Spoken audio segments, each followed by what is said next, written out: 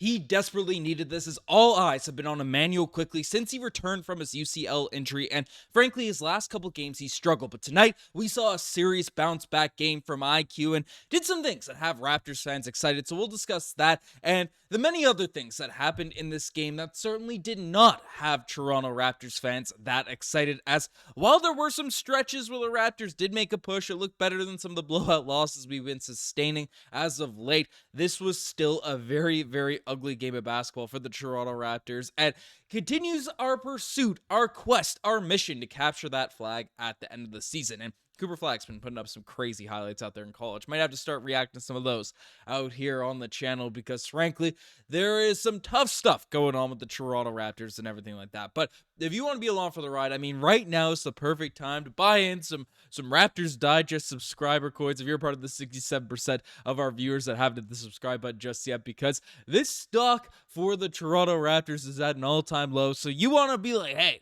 I was in the new wave of L's, new wave of losses, and join the Raptors Digest, join this community here now. It's the perfect time to get in, because these games are deflating, these games are whatever, but we have to take the positives away from them. That's what we're starting this video off with. We'll talk about the negatives, we'll talk about the different stuff, but there were certainly some positives, and the big one was Immanuel Quickley, who tonight, again, nothing too earth-shattering in terms of the box score. 22 points, ended up having 5 assists, had 3 rebounds, but was a +7 in this game where the Toronto Raptors ended up losing 98-112. So Immanuel Quickley, when he was out there on the court, the team won by 7. Again, plus minuses are tough to tell. They're tough, measure of actually an individual game. Over long stretches, bigger sample sizes, they are a better stat. But tonight, it was clear from the eye test that the team just looked a lot better when Immanuel Quickley was out there on the court. Knocked down a few threes. He was able to facilitate for some teammates, and just a guy that is a competent PG that has some savvy skills out there at the point guard position, which has been less, around over the course of the season. I think Davion Mitchell probably doesn't deserve to be in the doghouse. I mean, he's out here. It says he didn't play. He definitely got out there on the court. I saw him out there on the court with my own eyes for a tiny little stretch there.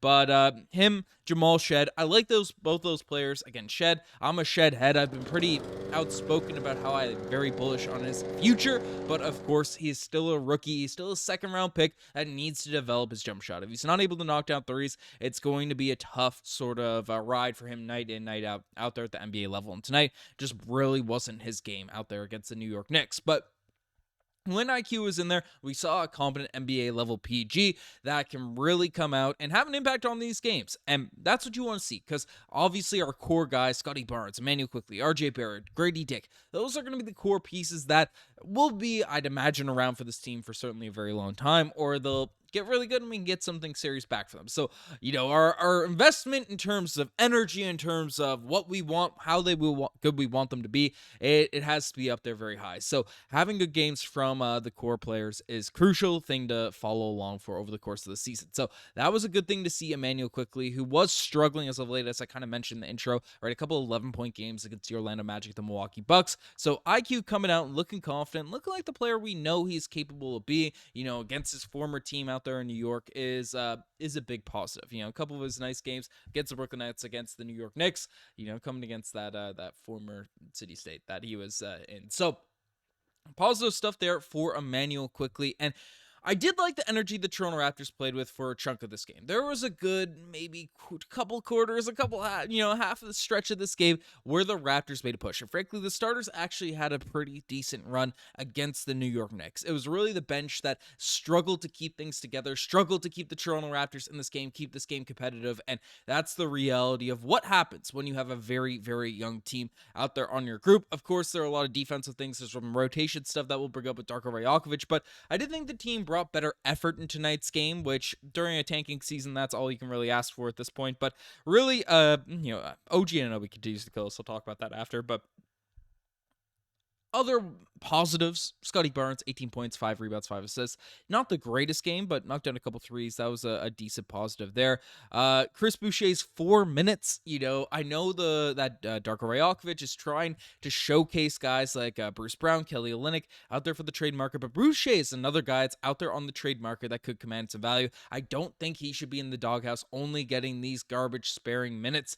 Of course, all these minutes came in very unconsequential moments for the Toronto Raptors, but you gotta love the effort that Chris Boucher brings it night in, night out, no matter the time of the game that he's playing. So, that's really it for positives. Other than that, RJ Barrett wasn't great, but wasn't horrific, wasn't abysmal, at least in terms of the stat sheet. But really, the brunt of the criticism I've seen it's going to the way of Jamal Shead. Darko Rajaković as well, but Jamal Shead really had a tough outing in tonight's game. I've already briefly discussed him, but Jamal Shead as well as Jacoby Walter really struggled. The two rooks that got some run in this game really struggled in this one, not knocking down shots, not doing their things. Walter brought some hustle, brought some energy and stuff, but I mean, you need your guys to be able to knock down shots, especially Walter's going to be scoring off the bench, but two of those guys really didn't have it.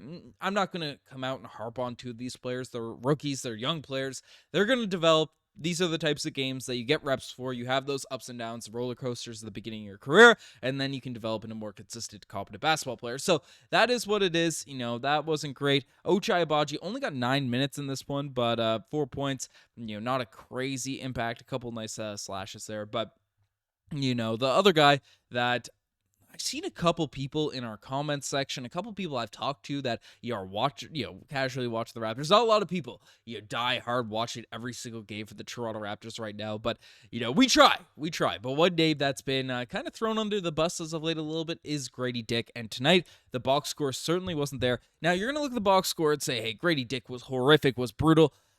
The eye test of this game just didn't feel like he was that bad. Only played 20 minutes in this one. It is what it is. 3 points, 3 turnovers, 1 of 6 shooting from the field. Again, that's a bad stat line. There's no ifs, ands, or buts about it, but I still am very bullish at Grady Dick's game. I get that there's going to be highs and lows. He's only a second-year player that is trying to add a lot of different things to his game, and frankly, I think the Toronto Raptors should do something with the rotations to give Grady Dick more of an opportunity to do some things he was doing at the start of the season. Of course, with RJ Barrett, Immanuel Quickley, Scottie Barnes, and now the lineup, there are more opportunities, more options, more sets for Grady Dick to be able to come out there and have some offense ran for him. More of these screenplays, him coming off screens, cutters. He's a really good read in terms of when he should curl around screens, when he should backdoor, when he should just do different stuff, take it to the rim, and it feels like there's less opportunities right now for him to get the basketball. Of course, when you have other options out there in your lineup, RJ Barrett, Scottie Barnes, Immanuel Quickley, all those guys playing. So Grady Dick, even though he should be in the starting lineup, given his shooting, should probably get some extra minutes with the bench, just to add some extra firepower with this group, because of course we are not getting a ton of firepower off the bench right now. So that's something that Darko Rajaković can fool around with, can toy around with. Bruce Brown also just really has been a non-factor since he's returned from injury, and that just sucks to see because other teams are monitoring him, and frankly, it doesn't seem like he's going to net a ton of value for the Raptors here now at this point. But again, it's an ugly situation. I'm hopeful for the Toronto Raptors to make some moves, get some stuff going to re-excite some Raptors fans again. We're going to have good games, we're going to have bad games. This was not a great game here today, but we'll see how this team ends up going. Anyways, you guys best think as far as subscribe to the channel if you guys haven't already. Anyways, I'm signing out. Cheers.